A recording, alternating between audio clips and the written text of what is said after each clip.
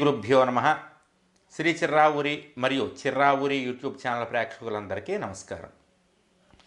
అప్పులు ఎక్కువగా ఉన్నాయా, లేదా ఎంత సంపాదించినా కూడా సంపాదించిందంతా ఖర్చు అయిపోయి మళ్ళీ నెలాఖరికి వచ్చేటప్పటికి అప్పులు చేయాల్సినటువంటి పరిస్థితి ఏర్పడుతుందా? ప్రతి చిన్న విషయానికి కూడా అప్పులు తప్పట్లేదా? అయితే ఒక చిన్న పరిహారం చెప్తాను, మనస్ఫూర్తిగా చేయడానికి ప్రయత్నం చేయండి. ఈ పరిహారాన్ని కనుక మీరు శ్రద్ధగా చేశారంటే మీరు అప్పు చెయ్యవలసినటువంటి పని అంటూ ఉండదు.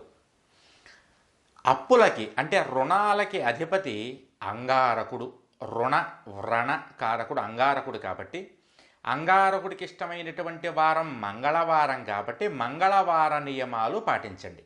మంగళవార నియమాలు అంటే మంగళవారం నాడు తెల్లవారుజామునే లేచి తలస్నానం చేసి సుబ్రహ్మణ్య స్వామి ఆరాధన చేయడము, దాంతోపాటుగా ఒక పూట భోజనం, ఒక పూట ఉపవాసం ఉండడం లాంటివి చేయండి. మంగళవారం నాడు శాకాహారాన్ని మాత్రమే తీసుకోండి.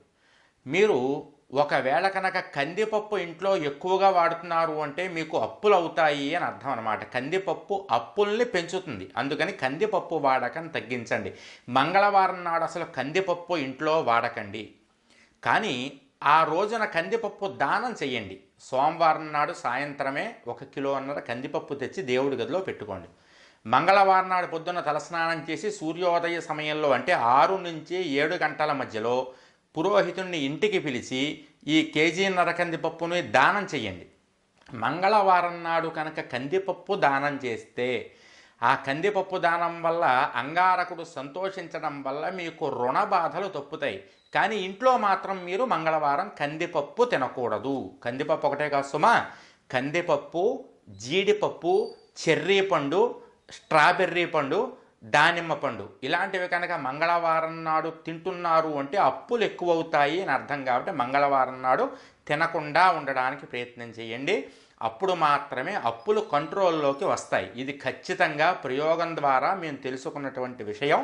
మీరు తప్పనిసరిగా పాటిస్తారని అనుకుంటూ మీ అప్పులన్నీ తీరిపోవాలని కోరుకుంటూ ఈ వీడియోని మీరు శ్రీ చిర్రావూరి యూట్యూబ్ ఛానల్స్ ద్వారా చూస్తూ ఉన్నారని మీకు తెలియజేసుకుంటూ తరువాత వీడియోలో మరిన్ని విశేషాలు తెలుసుకుందామని మళ్ళీ తెలియజేసుకుంటూ జయం.